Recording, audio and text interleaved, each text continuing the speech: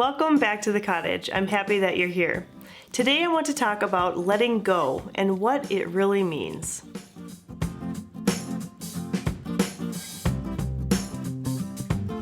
From the outside looking in, it may seem that a minimalist lifestyle is all about letting go.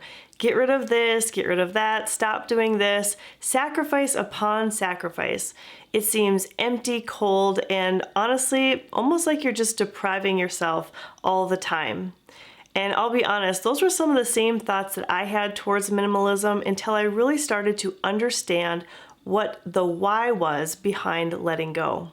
In truth, though decluttering and paring down is likely an important first step when it comes to starting a minimalist journey, the efforts that are partaken upon are really done as a way to pinpoint what you actually love, use, and cherish, as a way to elevate them. So getting rid of all the excess and the stuff you don't care about allows you to focus more on the things and relationships that you do. And that sounds really good, right?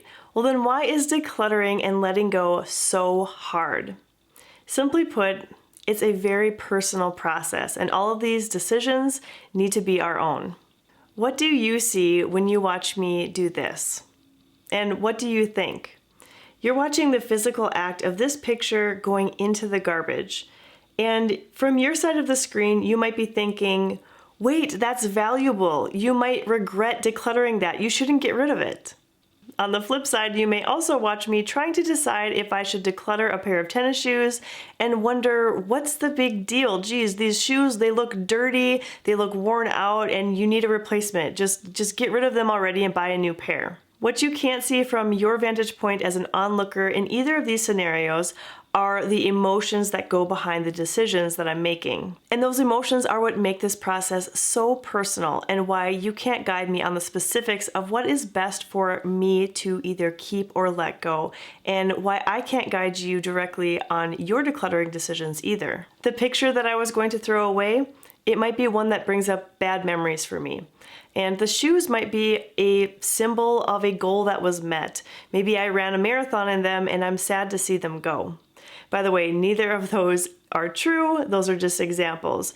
But the point is that we all tie different emotions to different things. So today I want to outline what I consider to be the 7 most common emotions or feelings that we tie to our belongings, and discuss how learning to let go can really free us not only from clutter, but from the negative emotions that go along with it. Emotion number 1, cognitive immobility.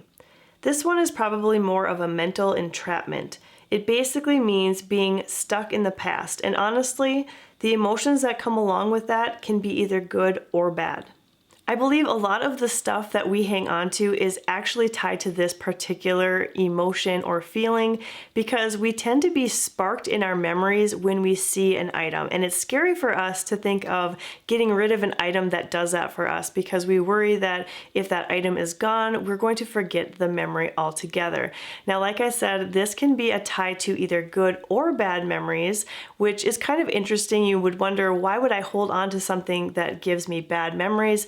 But it does happen. So an example that I would think of is maybe you have a box of love letters from a past relationship and they were good times at that moment when you had those letters going back and forth, but you've since moved on, you've parted ways, you're not even in contact with that person anymore, and the breakup is maybe a bad memory. So when you see those letters, you are remembering the bad times, but you don't want to get rid of the letters because of the memories that they give to you. So the trouble here with this particular emotion is that it really prevents you from being able to be present and enjoying the blessings of your current situation, the blessings of the present time, and also to look forward to things that are to come. Emotion number 2, shame. Shame implies perceived lack of power to meet the standards of one's ideal self. Oh, how our items can make us feel a sense of shame.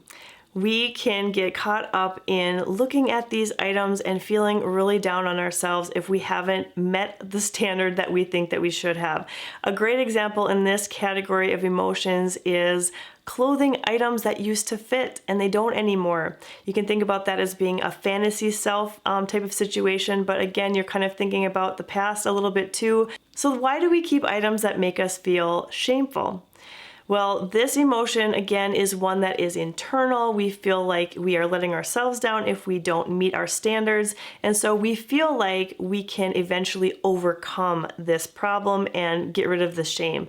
So in the case of that article of clothing, we decide that if we can just work really hard, get to the gym like we had planned, eventually we'll be able to fit back into it. And so we're going to keep it around until that has been overcome and we can wear that item once again. And that may be the case. Eventually, someday, we may fit into that item again, but in the meantime, every single time that we see it, we're going to be slapped in the face with shame. And so pairing that emotion with an item can be really harmful. Emotion number 3, envy.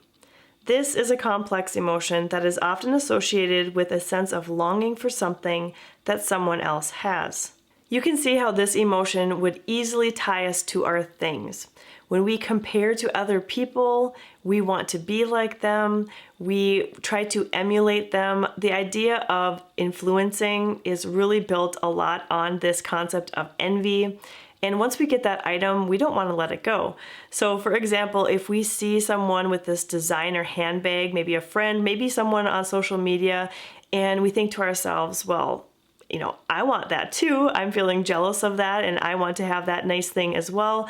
And maybe we work really hard, save up money and buy this thing because of envy. Well, now we have it and we're not really fulfilled by it the way that we thought that we would be, but it's hard to let that item go because we work so hard for it and we now kind of compare social status wise to the person that we were trying to be like. Envy can really have us feeling resentful of people because of the things that they have, which isn't really fair to those people at all. And it's going to be really difficult for us to feel content in our own lives if we're constantly dealing with envy and playing that comparison game. And the crazy thing about tying this emotion of envy with an item is that we know that contentedness doesn't come from the things that we surround ourselves with. It doesn't come from the cars we drive, the clothes we wear, or the number of name brand items that we have. It truly can only come from within and understanding our own value and purpose as an individual. Emotion number 4, guilt. An emotion of worry. This is the feeling that you have done or might do something wrong or let someone down. We can both accumulate and hold on to items because of guilt. This one is very, very common. A great example of accumulating things because of guilt is when things are passed down from generation to generation. Maybe you're next in line and this is a family heirloom. Even if you don't like the item, maybe you don't even have space for the item, you feel almost guilted into accepting it because it's tradition and you're going to be letting your family down if you don't accept this item. And a funny example of holding on to items that are tied to guilt would be when you're given gifts. So there might be times when you're given a gift that you don't really care for that much, but you don't want to let the gift giver down by, getting rid of it, throwing it out, donating it. I've even known some people that have a closet or a cabinet in their home where they keep all of these gifts that they don't really care for, and they bring them out when that person comes to visit, which was really silly and really bizarre, but that just goes to show the power of guilt and how this emotion tied to an item can make it really difficult to let go. Emotion number 5, fear. Perceiving or recognizing a danger or threat. This emotion can cause us to do all sorts of things, including keeping much more than we actually need. I've talked before about the difference between an abundance mindset and a scarcity mindset, and how living with a mindset of scarcity, we're really playing off of the fear and worrying that we're not going to have enough or we're not going to have what we need when we need it. And so that's going to cause us to bring in a lot of different items. Usually it means we're going to bring in more than we actually need at that time. So some items that can come into our homes because of this emotion would be excess toiletries. For example, I wonder sometimes if the people who brought in all of the toilet paper during the pandemic, if they still have some of those things. We might also have just in case type of items. Maybe you think to yourself, well, I might need eventually, some of these different craft supplies, or I might need some tools. I want to make sure I have the right thing for when I need to do it, if I need to do it. And really, this can just explode. The amount of items that you can bring in because of having a scarcity mindset or an emotion of fear is very, very high. We can bring in a lot of different things because we can trick ourselves into thinking that we need them or we might need them someday. Emotion number 6, embarrassment. Embarrassment develops as a response to societal feedback. It's a self-conscious emotion. Similar to envy, with embarrassment, we're comparing ourselves to others and worry about how we may be perceived. Have you ever felt the emotion of embarrassment as it relates to your belongings? It could go a couple of different ways. The first is holding on to a status symbol because of embarrassment. So for example, if you had a nice new SUV that you were proud to drive around, but you started to realize the payments were more than you could actually afford, and you should probably drop down to a lesser quality vehicle, but you're embarrassed about that idea, and so you hold on to that status symbol because of embarrassment. Another way that embarrassment might factor into your belongings is if you have too much, or if you don't have good control of your belongings.